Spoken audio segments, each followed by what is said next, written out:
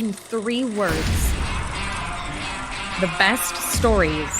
What are stories of the best things going on right now? The best stories are authentic. They are relevant. Thought-provoking. Emotional is probably the first one. The best stories are humorous, shareable. They I think are emotional. entertaining. They're unique. I would say relevant. inspiring, Honest. real Colorful, stories that are for today. and they're emotional. Those are some of the best stories.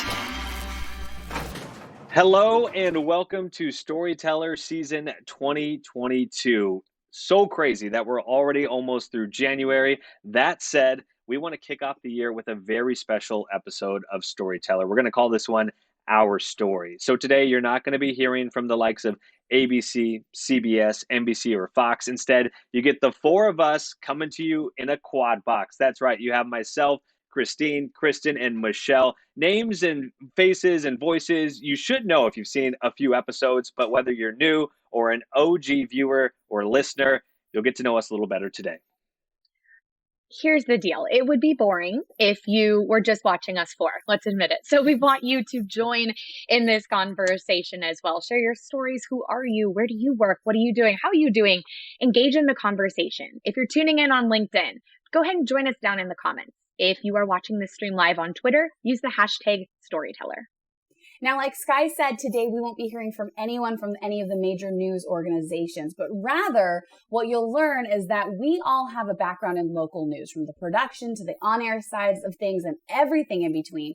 And between the 4 of us, we hit the broadcast network bingo. Yes, that is correct. Collectively, we've all worked for an affiliate of the 4 major broadcasting news networks, and today we will be sharing our thoughts on the media industry and give ideas on how to innovate your productions. And, we have a ton of fun segments to get into, but we can't start this without our go-to opener. We've heard everyone else answer this question before, but now it's our turn to do the same. So the best stories are blank, blank, blank. Let us go around the horn now and share what 3 words, in our opinion, make the best stories. I'm going to kick this one off to Christine first to get us started. All right, let's see. I would say the best stories are authentic, concise, and contagious. And before you go 2020, what I mean by contagious, it kind of ruins this word, right? I mean stories that are meant to be spread, stories that you want to go and tell your friend, tell your family, and more importantly, stories that you can remember well enough to spread. Michelle, pass it to you. Yeah, I'll jump in here. And my colleagues here who know me, and you guys are probably figuring this out on the on-air side or watching us. I have a really hard time sticking to rules of what I'm supposed to be doing. So these are my 3 words, but it's technically a few more words. So I'm going to go with the best stories are passionate, they connect us, and they make you smile. I'm going with make you smile because I worked in sports. There's a lot of negative, sad stories out there. So I always tried to end people's day with a story that would make them smile and remember the good in the world. So on that note, let's head over. Sky, what do you got? I love making people smile, and there's nothing better when you watch a story and it makes you happy and you just want to share it with other people, right? You're like, hey, Mom, you have to watch this. It'll like make your day. And so I love those. For me, I'm going to go with honest, engaging, and generate emotion. So kind of in line with what you're saying there, Michelle, of making smile, but a little bit of all sides of the coin there, of any kind of emotion, whether it makes me maybe sad or empathetic towards a person or whatever it may be. I think if it generates some emotion, it's going to connect with you and click with you and stay with you. So those are my 3. We'll go back to Kristen. I love those. Okay, so I'm kind of like Michelle, a little bit of a rule breaker. I'm going to cheat here for just a second because this was actually a question that was asked all of the time, I felt like, in my college broadcast classes. And I had a professor who said that every story should do one of 3 things. It should entertain, it should be emotional, or it should educate you on a matter. So entertaining, emotional, and educational. That said, I've kind of formulated my own opinion after years in the industry.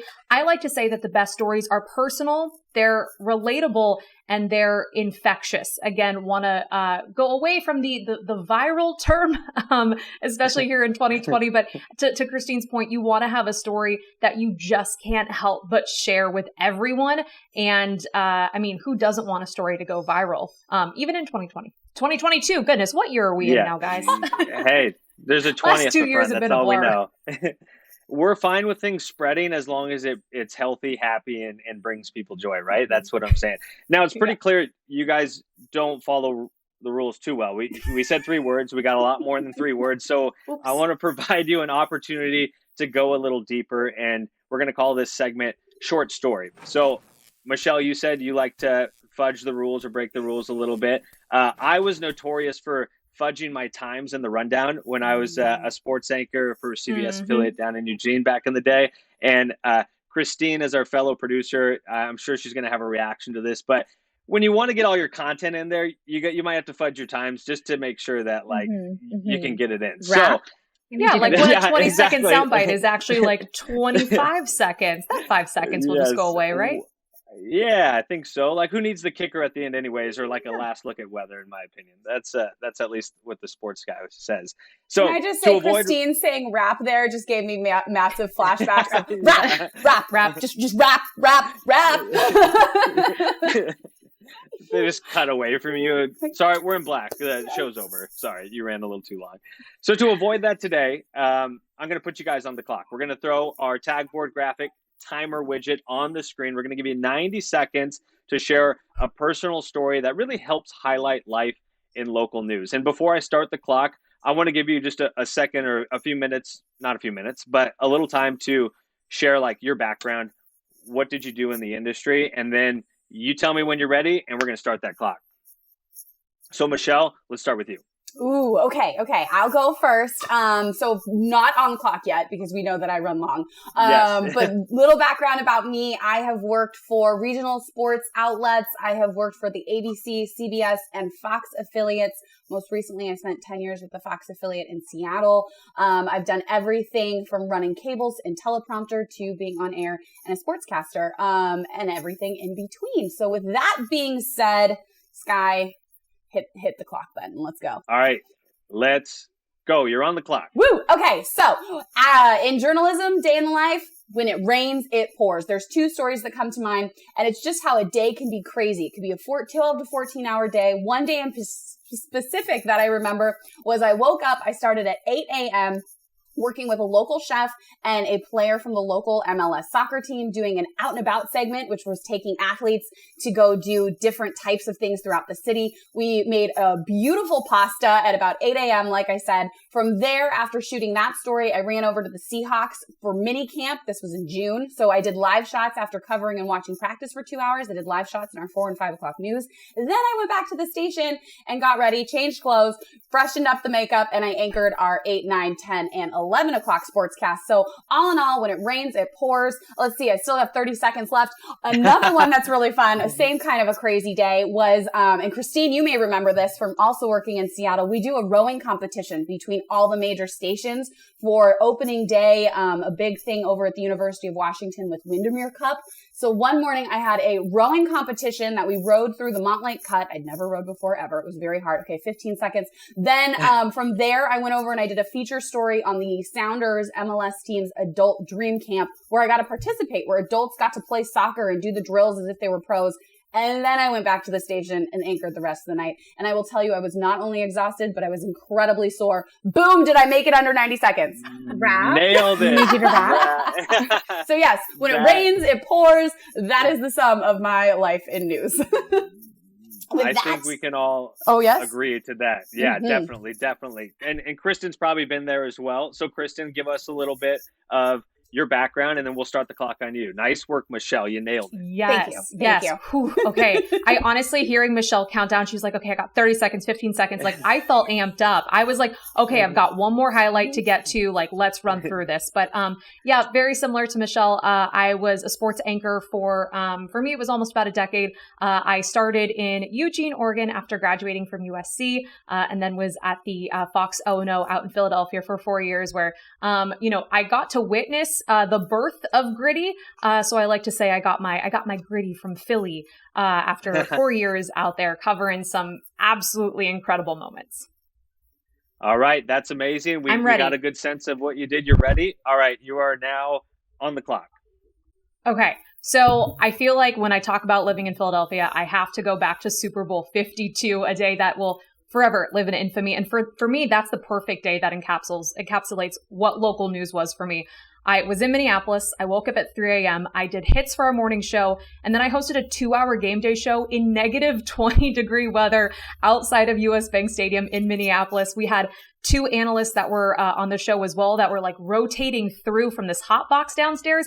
They didn't really make it up a lot of times. So it was usually just me kind of, trying to ad lib again in this 2-hour show in the freezing cold. And then because local TV is so glamorous, I had to pack a second outfit for going inside of US Bank Stadium for the game where it was 70 degrees inside. Did the hair, did the makeup, and then of course, got to see the Birds win. We were on for 4 hours straight. I was our only reporter on the field there. I was hardwired in though. So I was kind of like a dog, like pulling on a leash as I was just kind of in a certain little radius, like yelling for interviews. And I'm like, Lane Johnson, Brandon Graham, Fletcher Cox. And like these guys, love them, would like come running over. And I mean, it was a truly incredible experience to just share in their joy. And it made this like 24-hour adventure so worth it. I mean, as a journalist, you are unbiased, but I just could not get the biggest smile off of my face for the entire day because that team it truly was infectious. And I think I got 2-1. Did I hit it? I nailed it. Look at this. Let's we got go. some experts. Well done. Kristen and I can turn it on when we need to and talk real fast. Exactly. The amount of words don't change even if the timing changes. You just have to, you'll make sure to get it like in that within that 90 seconds. And I gotta say, Kristen, you brought back flashbacks for me, that hardwiring thing. I remember being hardwired in with a camera, with a photographer, and the yank back Yes. of like, nope, you can't go any farther. You can't when rushing the field or things like that. That the struggle of being hardlined in is real.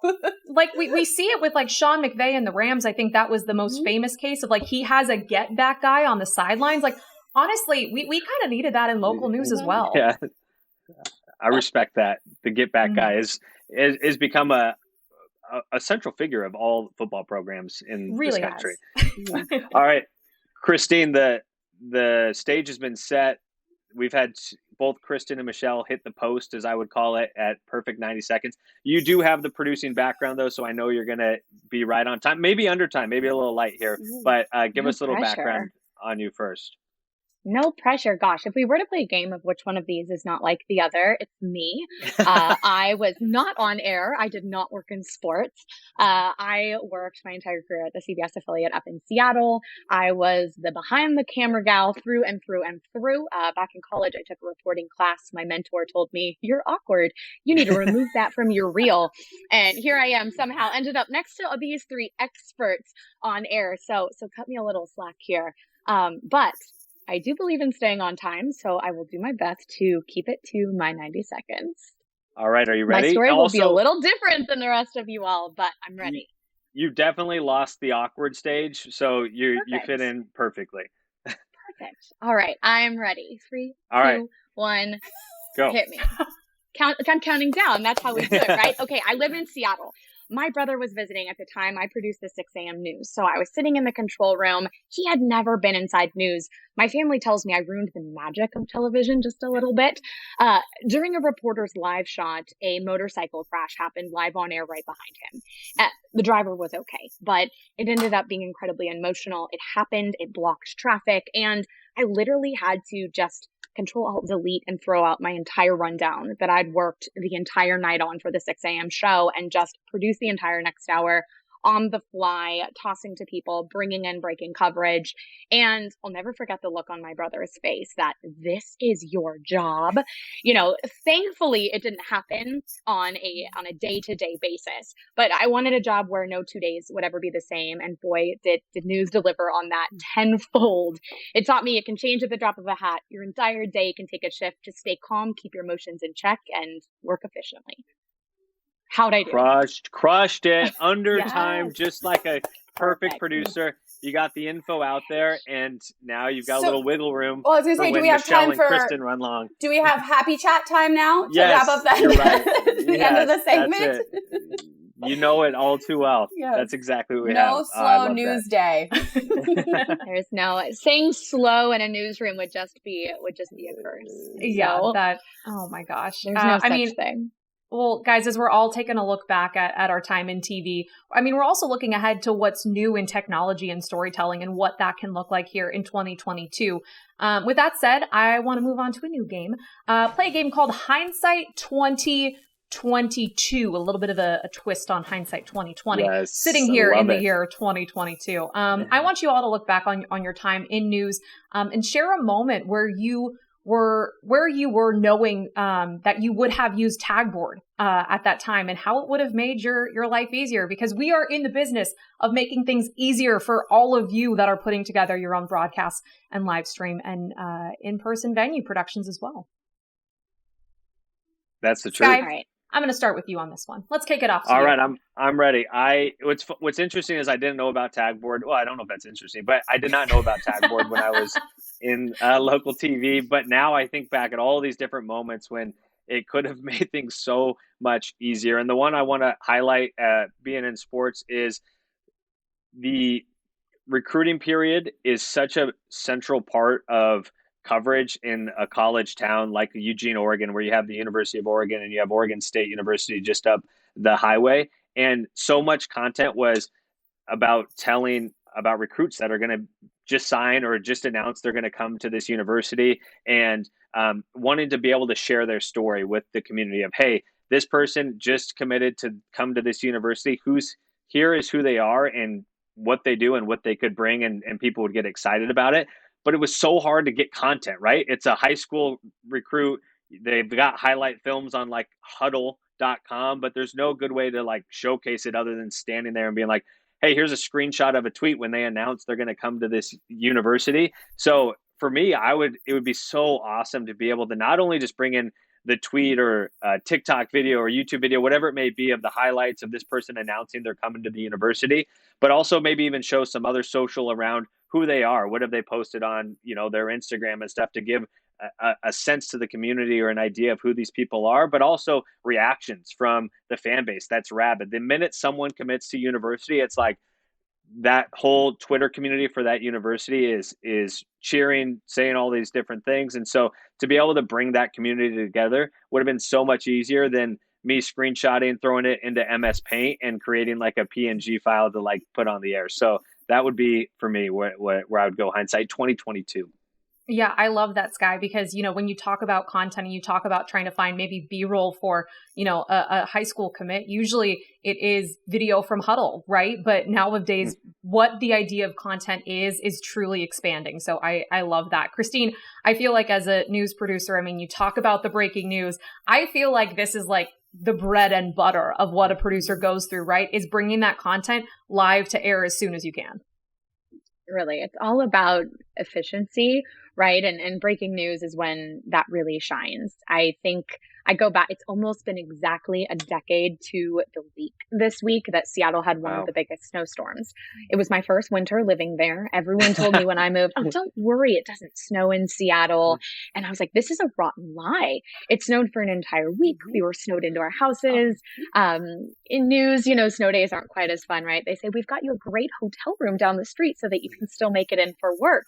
And we were live on the air from 4 a.m. in the morning straight through 11:30 p.m. at night.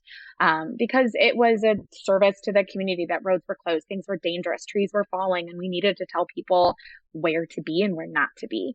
Schools were closed, businesses were closed, power outages were happening. People were relying on the information that was coming. But what's changed in that time period is 10 years ago, social media wasn't in its infancy, but it was much younger. And we were just starting to see information actually break on social media. Police and fire were posting updates about where roads were closed on Twitter. Fire departments were releasing pictures of trees down and, houses damaged on Facebook. And we were seeing this happen. Now, fast forward a decade, and legal, our politicians are literally releasing policy changes on Twitter. We are getting things, the news is actually happening. Plus, every one of us has one of these in our pocket. So now we are all essentially citizen journalists that can be helping hit those remote areas where we can't access and send live trucks. Do people still use live trucks anymore? Sending out live trucks and live view packs, because people have these and we can take really high quality footage. I'm embarrassed to say on this call what I did at the time to get that content on television. I'm sure it wasn't okay. Microsoft Paint was definitely involved. Screenshots were definitely involved. It didn't look professional, and it wasn't efficient. It wasn't fast. But when you were on the air for 15 hours straight, you did what you needed to do. Not only social though, for us it was also just being on the air that long.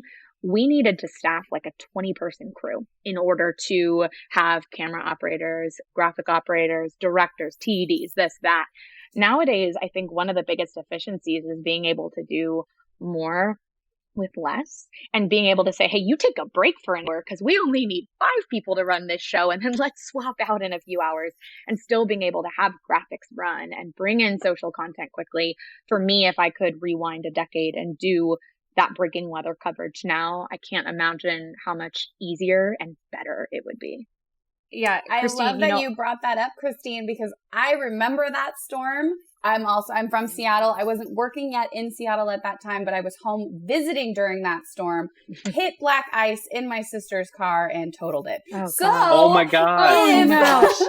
Sorry to bring up a bad memory. No. Well, it's the perfect example of how if we were able to, in the news industry back then, do what we're capable of doing now with Tagboard's help, maybe I would have seen something to avoid a certain area and have hit the black ice, Right. or the state patrol have been able to shut down that area of the highway. Anyway, yes. Wow. I digress.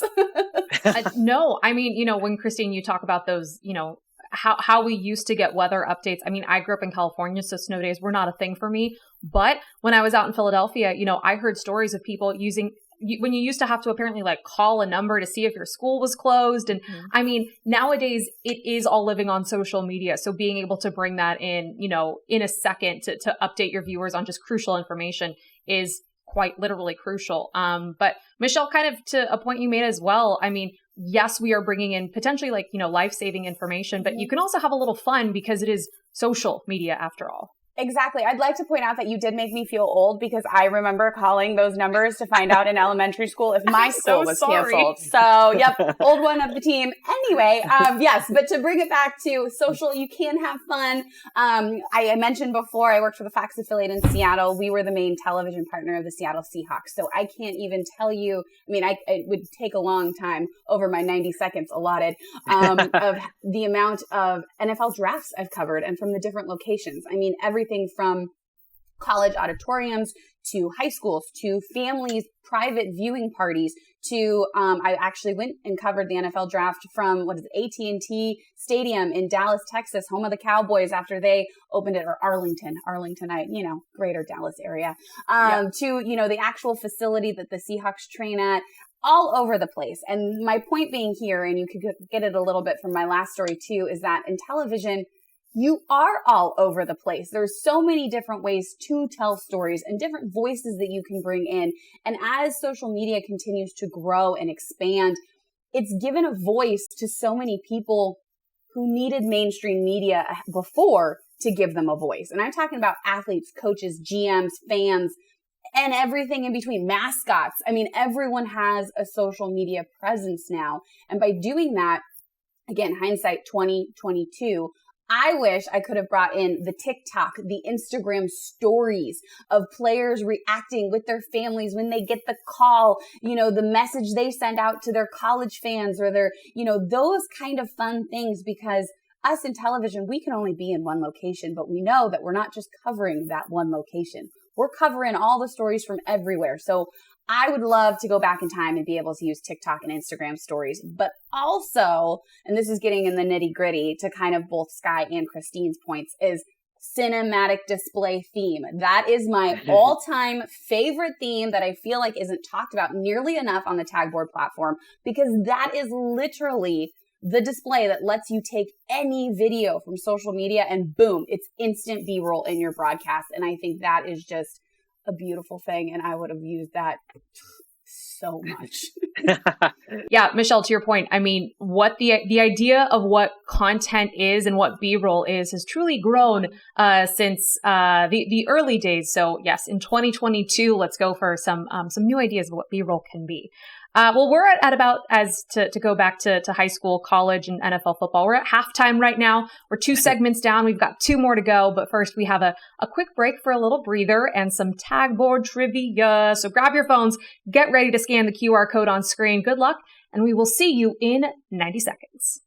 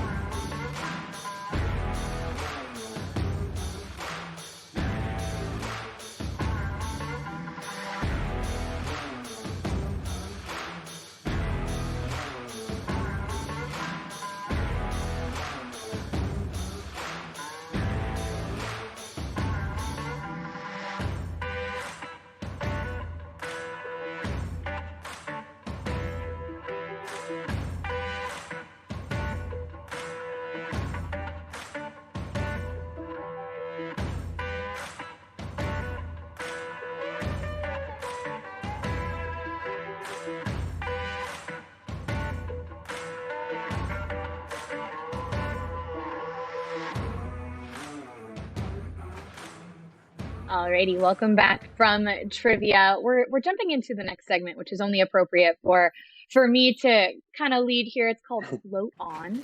For those of you who haven't been in a newsroom before, when something's floated, it means that story is out of the newscast. We don't have time for it. Probably because Michelle, Kristen, and Sky spoke just a little bit too long.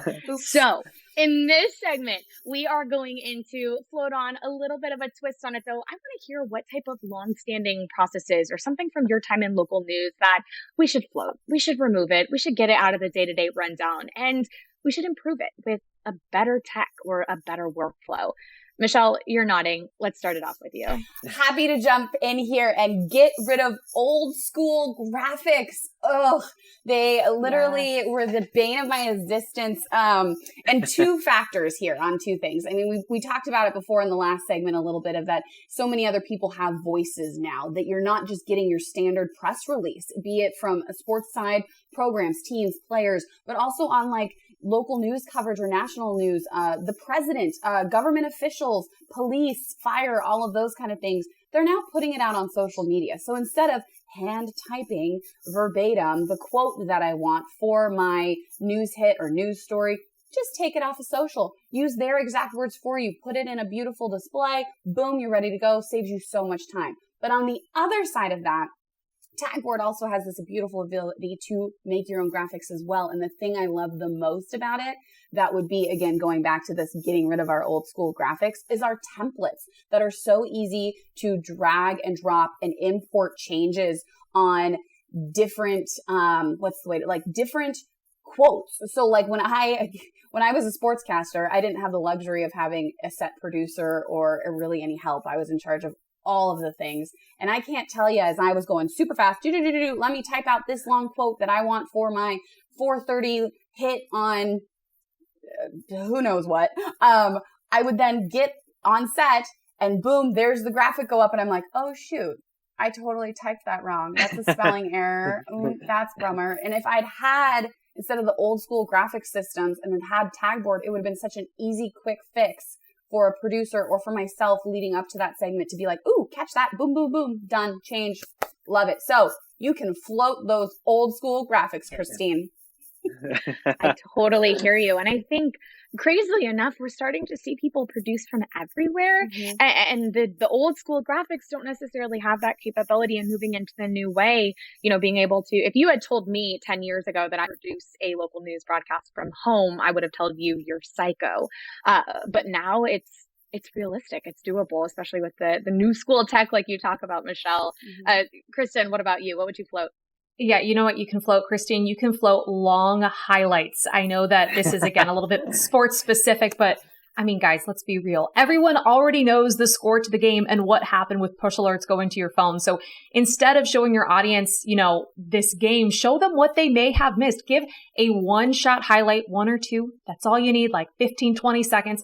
And then show the player's reaction from Twitter or Instagram or TikTok or, there's always a big play. Why not show what players are talking about it after the fact, right? Because they may not have been in the press conference, but they still have an opinion on what's going on. And their social media platform is exactly that. It's a platform for them to speak and a platform for you to bring into your show. I also love in these moments too, why not create a conversation, not just from the player and what you're saying, but with your audience as well. I mean, ask them to weigh in on a big play with polling. I mean, why not throw a QR code with our tagboard graphics up on your screen, have them be able to scan it and then go vote in a poll. Bring those poll results live on air to really engage that connection and engage your live stream and your broadcast. Because as you said, Christine, we're all watching with a cell phone in our hand. So why not get them on every connected screen? So float the long highlights and find more innovative ways to connect with your viewers. A little louder for the people in the back, Kristen. I love it. I completely agree with you. And floating the long highlights, you've got the producer and me singing inside. So I'm on board. You're welcome. It's so fun for all of these stories, kind of that little trip back memory lane. It's so funny to talk about even through our experiences here, which really, when you look at the grand scheme of things and the history of broadcasting, are so small, but just how much has evolved since we were in broadcasting to where we're at now with Tagboard. And we've talked about some old tech. We've discussed some changes that we'd like to come up. But now I want to close everything up by looking ahead. We've got a pretty big year ahead of us with a ton of tentpole events in 2022. We've got the Olympics, major music festivals, some conferences are going back to in-person. Yay, let's all stay healthy.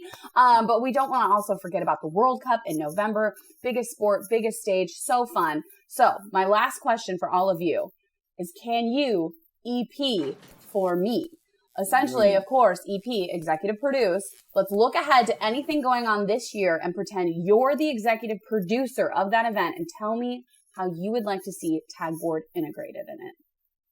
I'll jump right in there. You mentioned the World Cup, Michelle, and I want to EP for you the World Cup and how I would produce this, centered around a couple TikTok challenges, I think is where I'm going to go on this one. The first idea I have is pass the ball around the world. I want to bring the world together. Not everyone's going to be able to go to the World Cup in person, especially, who knows what the environment's going to be from a health and safety standpoint. And so I think TikTok can bring us together and different cultures together, different countries together. And they have the duet feature on there too. I think we can make it to where you can do a challenge where, hey, I'm going to pass the ball, and it's going to look like in the next video that somebody in a different area of the world is receiving that ball, and they may give a shout out, and then they kick it off to the next person, and it would create this whole segment where we're passing the ball around the globe, and ultimately the ball comes in center midfield and the games begin of the World Cup. So that would be my big moment via a TikTok challenge. And then the other one that I would touch on is the idea of a watch party and showcasing these watch parties that are happening around the globe. A little bit of a steal from what happened with the Olympics last year. I was just really cool. It was really cool to see the how sports can bring our communities together and to highlight those and bring them to the forefront of the broadcast and showcase them. I just think everyone loves to see it. And back to kind of where we started, those things make me smile. And so that's a story and something that would make me smile. The best stories make you smile. Yes, don't forget that's that. Right. Kristen, let's send it over to you. What do you think? Yeah, I mean, first of all, I love the idea of a good TikTok challenge. I mean, and why stop at the World Cup? Like, give me your best DIY Met Gala dress. Like, do you remember the pillowcase like trend that was on TikTok? Like, create a dress out of pillows. Like I would love to see some DIY Met Gala dresses. But I also really just want to see more live question and answers for events that, may have cut capacity because of COVID. So if people can't be there in person, or really if you have a secondary broadcast, I mean, that is huge right now. I mean, we look to, Fox Sports has a secondary watch party for, a lot of their college football games. And we look to ESPN and the Manning cast that has just really taken off here in 2021, 2022. I mean, people are talking on Twitter, and if you have a secondary screen experience, why not include that conversation and create conversation in your broadcast in just a more seamless fashion? I mean, this will better show off how your viewers can engage across, again, the connected screens.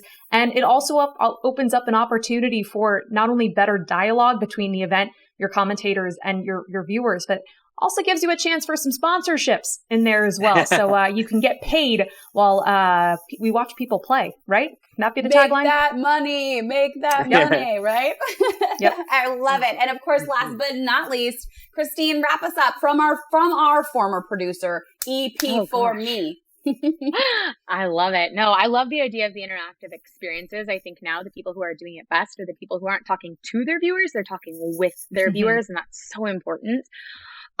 Looking ahead, I want to see some more gamified experiences. Maybe I'm a girl who just loves a good game show. Maybe I just loved it, but I want to participate in more content in a really interactive, engaging way that's organic. So, I'm a bit of an Olympics junkie. So the Olympics jumps out at me, the opportunity.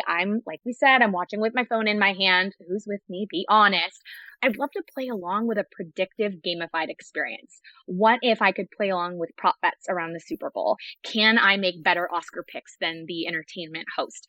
You get the idea. But this idea of bringing our viewers in through a gamified experience at home, which allows them to actually be a part of the biggest tentpoles that we're watching on TV, that's what I hope to see a little bit more of in 2022. Love that. I think when you're a part of something, you feel part of the team, you're more likely to keep tuning in, right? Like it's like, hey, we're on the same team, even though I'm on my couch at home and you're like in a fancy suit in the studio, like we're all producing the same show together. So wonderful ideas. I love all those. And all of this today has just been incredible to hear all of your guys' stories, to hear the cool ideas of how you would go back and improve those workflows and efficiencies that you had in your day. So thank you, the three of you plus me, for sharing your stories. And then thank you to everyone for listening, watching, and interacting with us today. Before we go, I'm going to drop a QR code on screen. If you want to watch any of our past episodes to see Michelle, Kristen, Christine, myself talk to other storytellers around the country, around the globe, be sure, scan that QR code, go check out some past episodes. Thank you for interacting with us. Keep interacting with us even when we're not coming to you live. And we'll catch you again next month, where we might have a little new paint job on this show with a new flow, a new show. It's going to be a lot of fun. So we'll catch you guys then.